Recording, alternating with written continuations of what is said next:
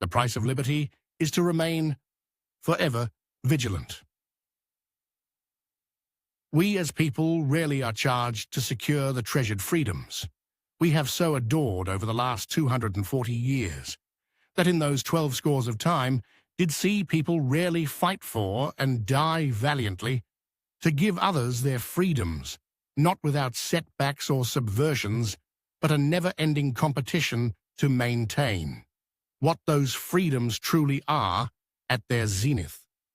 The arguments about the past, lacking a totality of liberty measures for all, forgets that. No one was actually much free to do anything under the powers of European monarchs and the papacy, when agitated to its most pernicious ends. The first step in all endeavors is to untether from forces that no longer have your particular interests at heart. Yet it takes a steel, a fortitude, a special kind of bravery to first contemplate, then act, and more valiantly and serendipitously succeed in that glorious action. The founders, whether you accept them as men of character or debase them down to self-interested, had more guts and gumption than any men or women in the United States presently. The founders faced, and many did, hangings and pennilessness as the outcomes of their overt acts against the British Empire. Who in America today will die for their rights to speak freely, maintain arms, seek redress of grievances, afford due process to all American citizens, keep at bay foreign adversaries, seek not foreign entanglements, afford liberty and commerce to all, and votes to those most obsessively vested in the success of this great American experiment? One hears the groans from the Hegelian-minded, that of exploitative of resources, while smearing anyone that dared to fight or act to create anything of value. Those weak-willed creatures that covet that which they do not have, and presume all is merely a convenience of inheritance by a selected few. Such is the narrow-minded thoughts brought by the foreign adversaries we once escaped, the subversion of an open society that lost its values, not due to its common peoples lacking them, but rather a homegrown aristocracy that adopted the subverting poisons of our long ago, cousins and modern Eastern enemies that forget not what the British Empire did to them. These subversions never ceased after independence. Those British cousins, the royal classes as lasting enemies, tried to divide us barely a score after birth with foreign and banking entanglements. Thereafter, the flaw of slavery's existence made for a two-score argument, until enough blood was shed to make constitutional corrections to that original blight.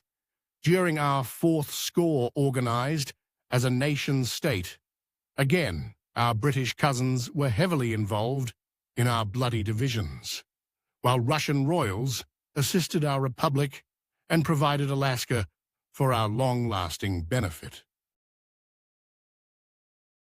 By the turn of the next century, our commerce provided the world's goods and an introduction as well to our reveling spirits and opportunities. Nevertheless, ill-designing men carried forth dark of winter legislation to attach our purses to international interests permanently, while as well offering inharmonious values. From our cousins on the continent, yet again, those cousins soon financed up bloodthirsty radicals for war and revolution, to the death of millions of their own common people. These forces seek to do this yet again.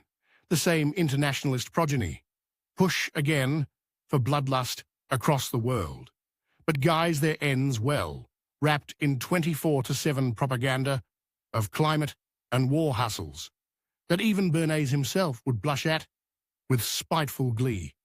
It was, too, an aristocracy and plutocracy, not the common people, that fomented our country's entry into 2 world wars, of which one was justly of our gravest concern, even as that as well was premeditated by a desirous administration in Washington, D.C., seeking a way to stir up the hot embers of patriotic zeal. The issues thereafter on the home front were, as well, acts of subversion, of bitterness, and the ongoing struggle to make for a democratically minded population in a constitutional republic with laws and values favored.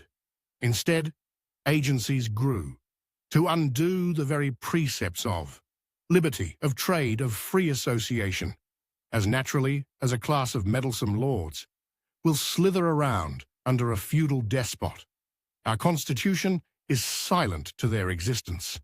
Yet we allowed representatives and presidents and high courts to delegate powers to these agencies they themselves do not have under Constitution. Such has been the albatross weighing, our great experiment, down for the last 5 score, the ongoing struggle for rights on the home front were acts of seeding divide and rule from the same cousins, corporate interests and foreign adversaries that those malignant forces in Washington, D.C. made a Faustian bargain with to our country's detriment and gutting. When one forgoes morality or beliefs or principles, then one can expect a devil to blight one's path soon.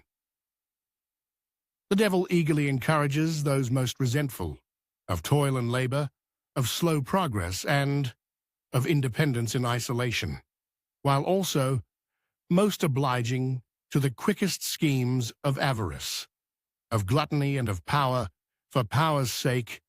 This has befallen the United States since the last Great War. The question still remains, will people fight again for our freedoms? Not just in the United States, not just our closest cousin to the north, who have already shown some of their mettle, only to be led astray and shackled by globalist forces from China to BlackRock to the World Economic Forum. Or all the countries interfered with by those agencies to the south of our borders, who then let loose their criminals under a treasonous president, but rather the entirety of the human race, to throw off the shackles of their most offending despots at large, and their lesser demons that carry out their devilish designs, or as our founding document of independence put so beautifully, we hold these truths to be self-evident, that all men are created equal, that they are endowed by their Creator with certain unalienable rights, that among these are life, liberty, and the pursuit of happiness, that to secure these rights, governments are instituted among men, deriving their just powers from the consent of the governed, that whenever any form of government becomes destructive of these ends, it is the right of the people to alter or to abolish it and to institute new government, laying its foundation on such principles and organizing its powers in such form as to them shall seem most likely to affect their safety and happiness. We shall see in due time whether the spirit of liberty has one last battle to wage against this pernicious force of evil, that which tries one's soul. One has reached the height of peril and welcomes it. We are at odds with a tyranny built by the folly of evil, with the coarse assistance of bright lights, cameras, and tears to mask the delights of these devils that demonize the truly weak, and weathered in this unforgiving, chaotic world, we are placed in the vice grips of bureaucracy that poisoned its own population with media lies, medical hustles to buttress their crumbling magical thinking that they can ultimately control chimeras created in their laboratories.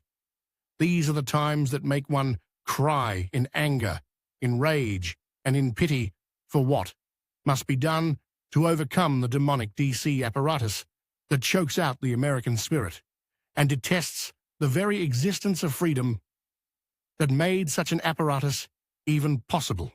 While we contend, in our more forgiving moments, such evil could not be universal, and evenly held like a deadly virus whose grave mortality is in its sharing to destruct all morality, it becomes apparent such was not the proper framing of the argument. These minions dance.